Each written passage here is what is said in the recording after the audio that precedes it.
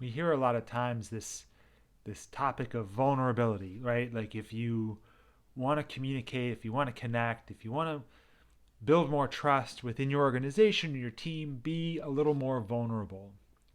Well, what does that actually mean?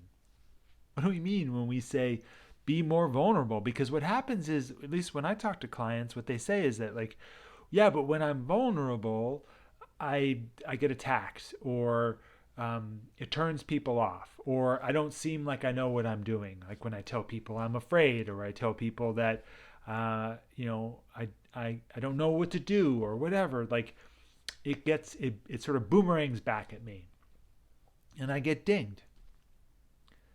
Well, I think we need to basically maybe rethink a little bit about what we mean when we say vulnerability and what we mean when we say vulnerability is power or strength in this moment. What we mean in general is that not we don't mean vulnerability in the sense of weakness. We don't mean it in terms of what I call like little bird vulnerability, right? Like baby bird, in the nest. That's not actually going to help anybody. It's a helplessness, and it creates a lot of anxiety, especially in a setting where we have to make decisions quickly and I have to trust that you know what you're doing. But vulnerability is something that is actually much simpler if you just said, I like this idea. This idea or this thing you're saying makes me feel uncomfortable. I feel excited about this direction.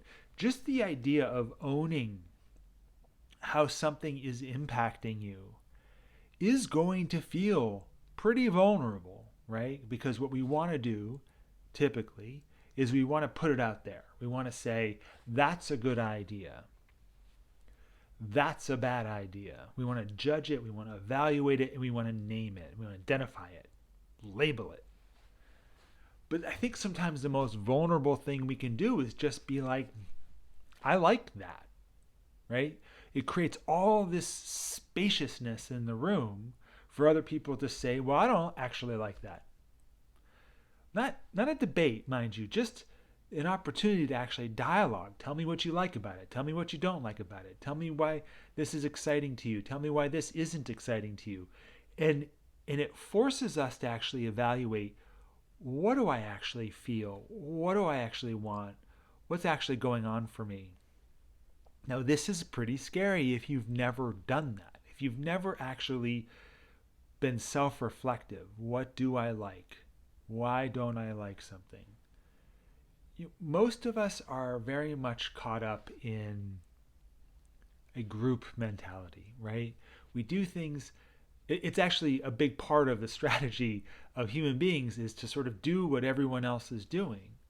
And it's partly why we're great at cooperation and partly why we struggle with it. Because if we want to change the patterns, we want to change the culture, we can't do that by looking around and trying to judge what everyone else is doing. And we can't do it by evaluating and making wrong what everyone else is doing. That works to a certain degree, right? I mean, if you want to change a traffic pattern, you can do that by like saying, if you go this way, it's a one-way street now and you'll get a ticket. Like you can kind of change patterns by actually changing the road.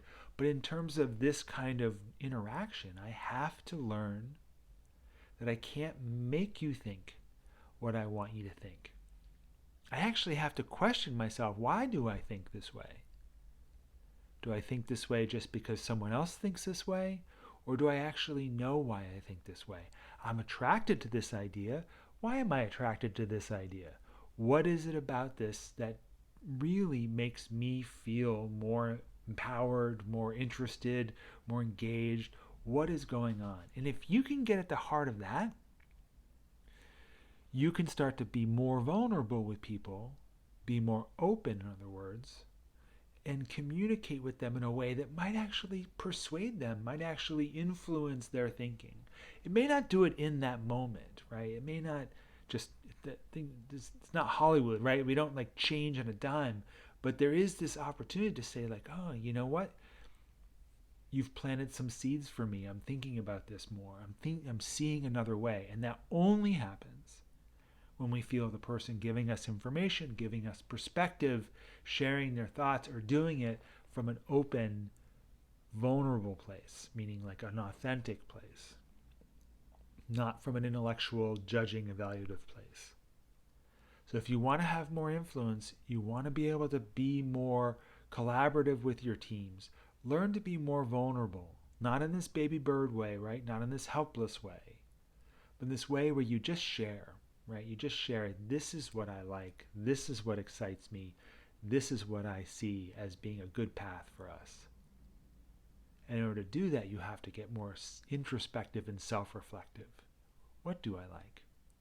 What don't I like? Why don't I like those things? And why am I attracted to these other things? And the clearer you are about that, the more information you gather about yourself and the way you think, and the more information you gather out there about what actually you know and want, the easier it is for you to have influence on others, and the easier it is for you to talk to others about what you want.